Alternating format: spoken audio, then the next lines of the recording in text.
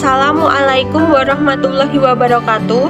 Perkenalkan, kami dari kelompok 7 yang beranggotakan saya Sri Lestari, NIM terakhir 023, Fajar Nur Rahman, NIM terakhir 024, dan Fitri Kusniati, NIM terakhir 025, ingin mempresentasikan materi mengenai kewarisan Islam dalam KHI. Berdasarkan pada KHI pasal 171 huruf A, yang dimaksud dengan hukum kewarisan adalah hukum yang mengatur tentang pemindahan hak pemilikan harta peninggalan atau tirkah pewaris, menentukan siapa saja yang berhak menjadi ahli waris dan berapa bagiannya masing-masing. Adanya pengaturan tersebut berarti telah terjabarnya hak-hak keperdataan mengenai harta, baik berupa hak untuk menerima harta dari pewaris yang ditimbulkan karena adanya hubungan khusus dengan orang yang memiliki harta dimaksud. Pada pasal 171 huruf B, yang dimaksud dengan pewaris adalah orang yang pada saat meninggalnya atau yang dinyatakan meninggal berdasarkan putusan pengadilan yang beragama Islam meninggalkan ahli waris dan harta peninggalan. Berdasarkan pasal tersebut diketahui bahwa syarat pewaris adalah telah meninggal dunia, baik secara hakiki maupun hukum. Selain itu juga beragama Islam dan mempunyai ahli waris serta memiliki harta peninggalan. Adapun kriteria sebagai ahli waris tercantum dalam pasal 171 huruf C. Ahli waris ialah orang yang pada saat meninggal dunia mempunyai hubungan darah atau hubungan perkawinan dengan pewaris yang beragama Islam dan tidak terhalang karena hukum untuk menjadi ahli waris. Dari pasal tersebut dapat diketahui bahwa syarat menjadi ahli waris adalah mempunyai hubungan darah atau hubungan perkawinan, beragama Islam, dan tidak terhalang hukum untuk menjadi ahli waris. Harta warisan adalah harta yang sudah siap untuk dibagi. Harta warisan diatur dalam pasal 171 huruf E. Harta warisan adalah harta bawaan ditambah bagian dari harta bersama setelah digunakan untuk keperluan pewaris selama sakit sampai meninggal, biaya pengurusan jenazah, pembayaran hutang, dan pemberian untuk kerabat. Para ulama sepakat bahwa kewajiban ahli waris terhadap pewaris terkait pengeluaran biaya penyelenggaraan jenazah harus didahulukan. Hal ini dikarenakan pengurusan jenazah merupakan hal yang darurat atau mendesak, sedangkan pelaksanaan hukumnya adalah fardu kifayah. Adapun kewajiban ahli waris terhadap pewaris diatur dalam KHI pasal 175 ayat 1. Yang pertama, mengurus dan menyelesaikan sampai pemakaman jenazah selesai. Kedua, menyelesaikan hutang piutang. Ketiga, menyelesaikan wasiat pewaris. Keempat, menyelesaikan harta warisan bagi ahli waris yang berhak. Adapun tanggung jawab ahli waris terhadap pewaris tercantum dalam pasal 175 ayat 2 yang menyebutkan bahwa tanggung jawab ahli waris terhadap hutang hanya sebatas pada jumlah atau nilai harta peninggalannya.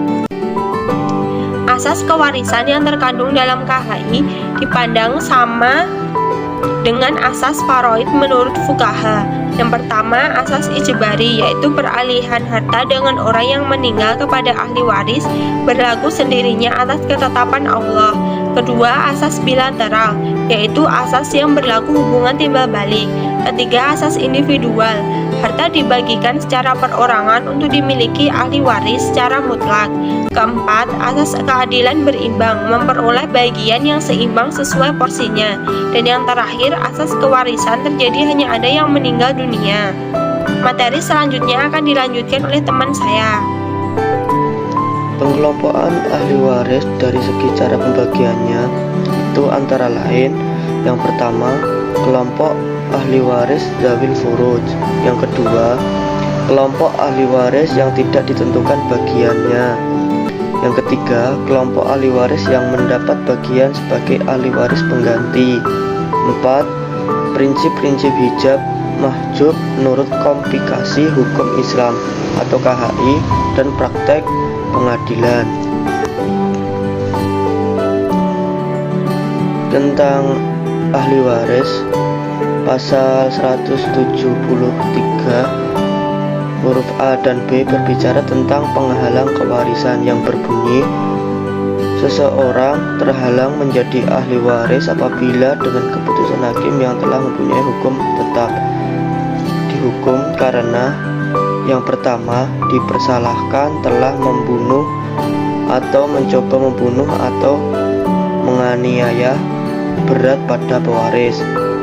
Yang kedua, dipersalahkan secara memfitnah telah mengajukan pengaduan bahwa pewaris telah melakukan suatu kejahatan yang diancam dengan hukuman 5 tahun penjara atau hukuman yang lebih berat.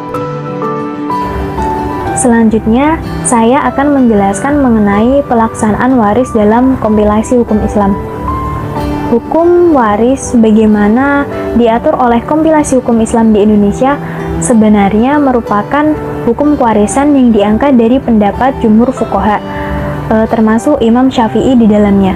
Tetapi, dalam beberapa hal terdapat pengecualian. Beberapa ketentuan hukum kewarisan yang merupakan pengecualian tersebut antara lain adalah yang pertama, mengenai orang tua angkat dan anak angkat. Dalam ketentuan hukum waris jumhur fuqaha, anak angkat dan orang tua angkat tidak bisa saling mewarisi. Tetapi dalam kompilasi hukum Islam di Indonesia, perihal anak atau orang tua angkat diatur bagiannya sebagaimana ahli waris lainnya. Hal ini dapat dilihat dari pasal 171 dan pasal 209. Jadi, pada intinya, menurut jumhur fuqaha, anak angkat dan orang tua angkat tidak bisa saling mewarisi. Jadi anak angkat tersebut tidak bisa mendapatkan harta waris dari orang tua angkatnya.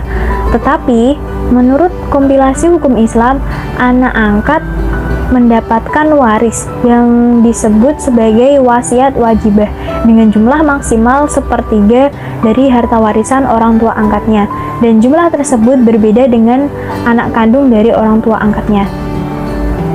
Seandainya nanti muncul pertanyaan, bagaimana jika pihak keluarga tidak memberikan bagian 1/3 dari harta waris tersebut, maka anak angkat bisa mengajukan gugatan atau tuntutan ke pengadilan agama.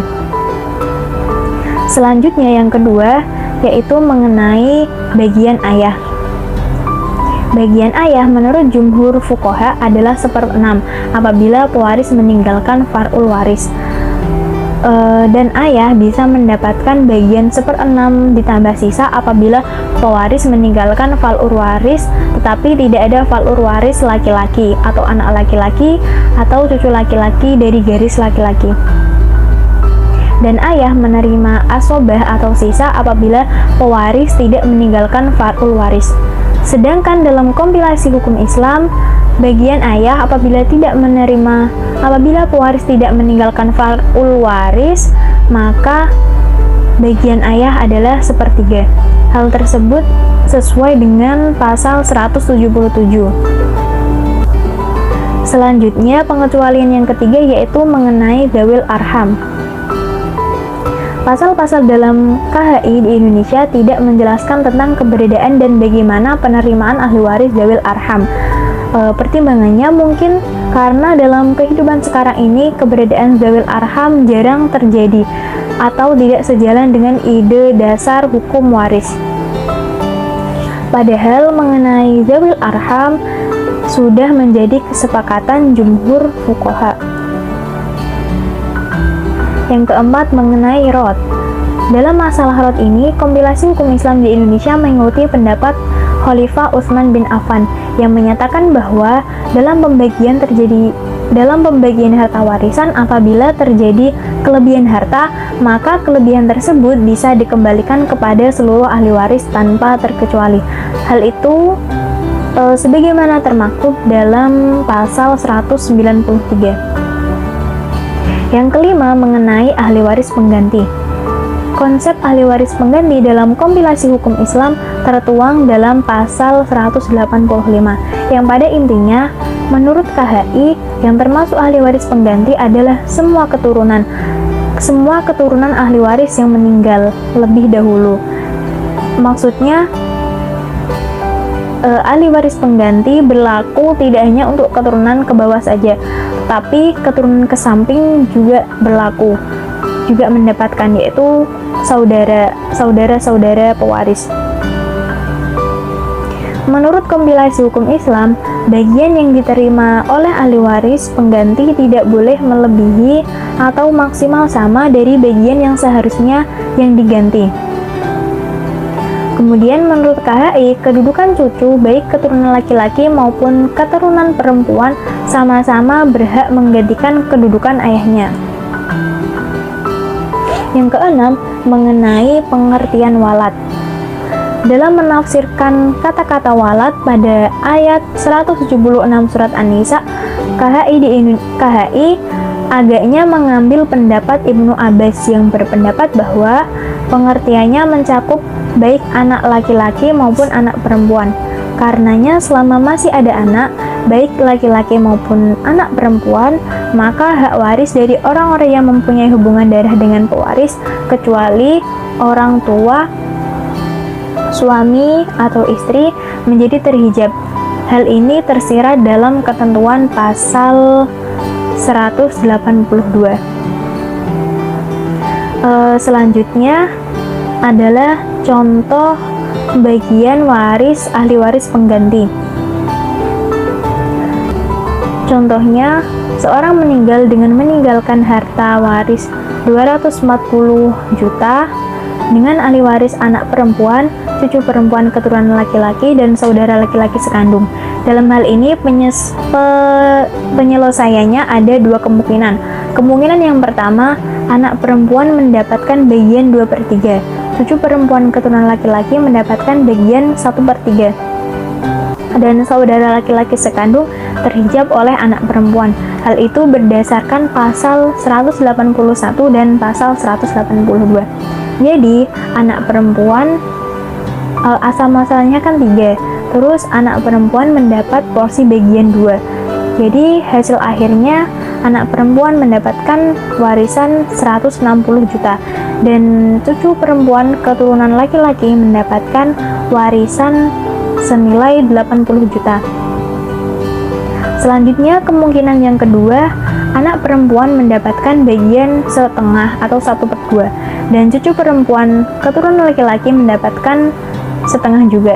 Sedangkan saudara laki-laki sekandung mahjub atau terhijab oleh anak perempuan. Hal itu berdasarkan pasal 181 dan pasal 182.